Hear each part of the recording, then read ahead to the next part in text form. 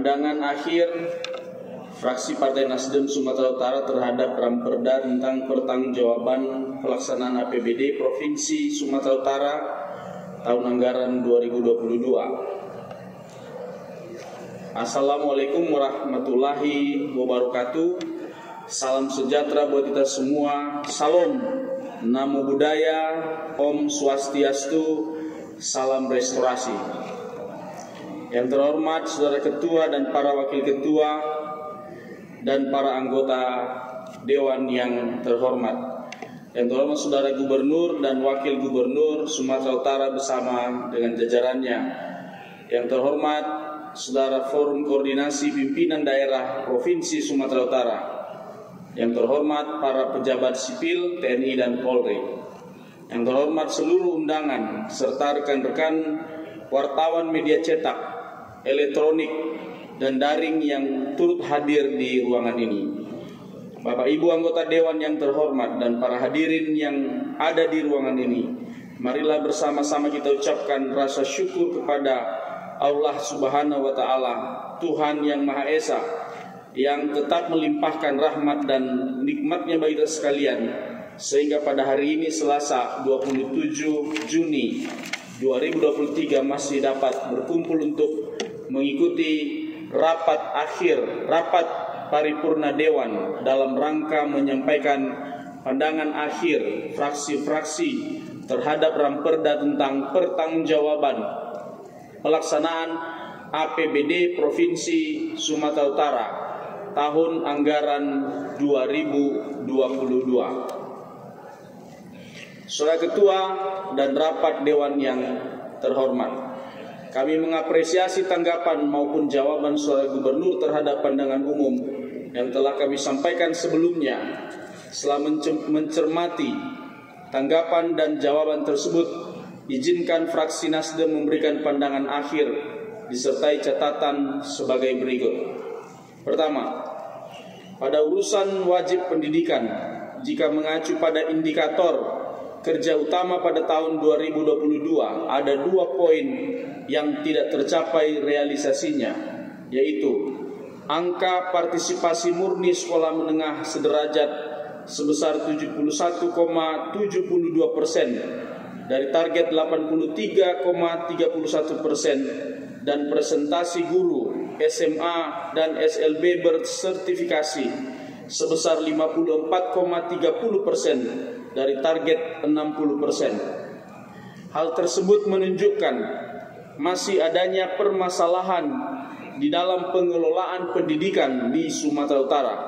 Ditambah lagi, masih banyaknya kepala sekolah yang berstatus PLT, status aset dinas pendidikan yang perlu ditindaklanjuti dalam rangka penertiban aset dan jumlah sekolah yang dibangun oleh pemerintah Provinsi Sumatera Utara yang belum memenuhi target dalam rangka pemerataan sekolah di wilayah Sumatera Utara yang berdampak tidak optimalnya sistem zonasi yang digunakan sebagai sistem penerimaan peserta didik baru.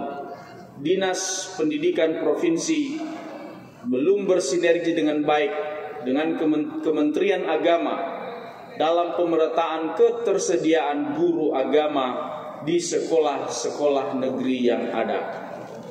2. Pada urusan wajib kesehatan, dengan mengacu pada indikator kerja utama tahun 2022, masih ada 3 indikator utama yang tidak mencapai target, yaitu angka kematian ibu, angka kematian bayi, dan presentasi balita stunting.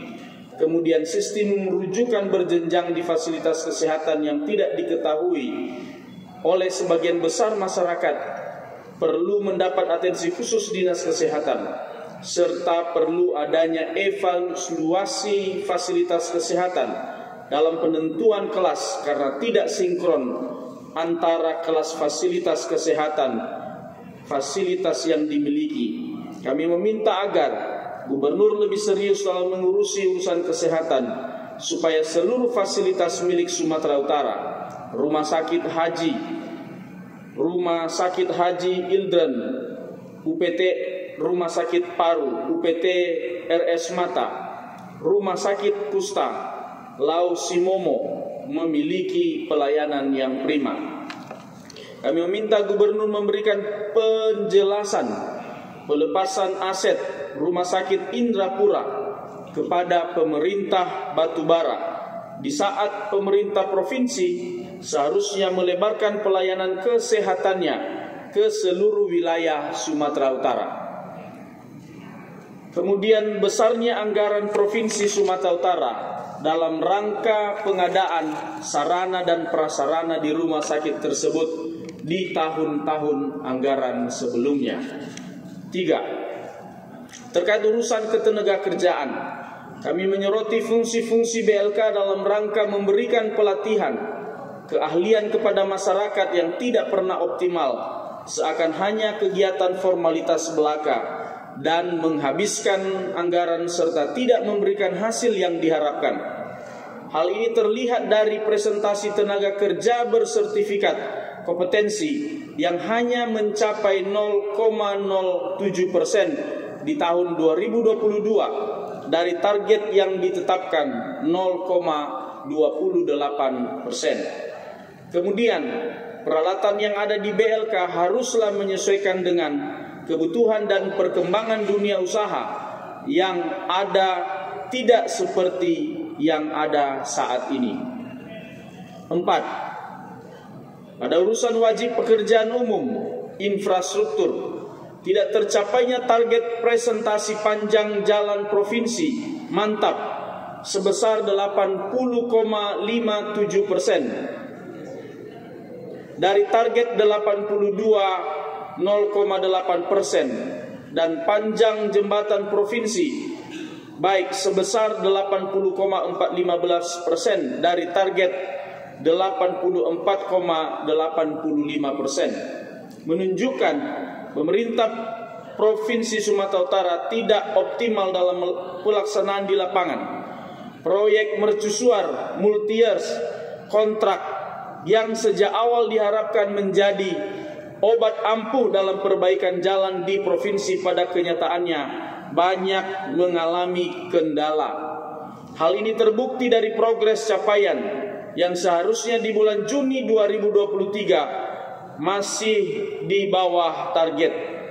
Padahal di sisi lain, efek dari program ini mengakibatkan dukungan dana untuk penanganan infrastruktur lain yang tidak kalah penting seperti penanganan irigasi, erosi sungai, pemeliharaan rutin jalan dikurangi alokasi anggarannya.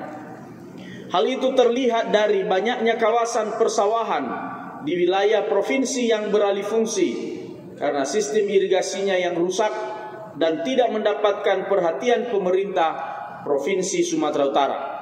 Kami meminta agar penanganan irigasi, erosi sungai dan pemeliharaan rutin jalan agar ditangani oleh pemerintah Sumatera Utara di tahun 2024.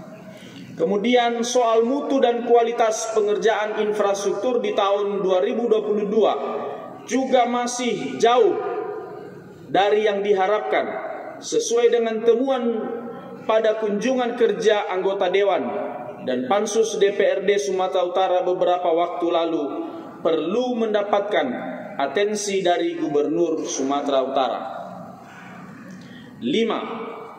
Kami mengapresiasi capaian pemerintah Sumatera Utara terkait sasaran strategis pendapatan asli daerah dari sektor pajak daerah, di antaranya penerimaan pajak kendaraan bermotor dan bea balik nama kendaraan bermotor sebesar 12,59% dari target 11,66%. Pajak air permukaan sebesar 297% dari target.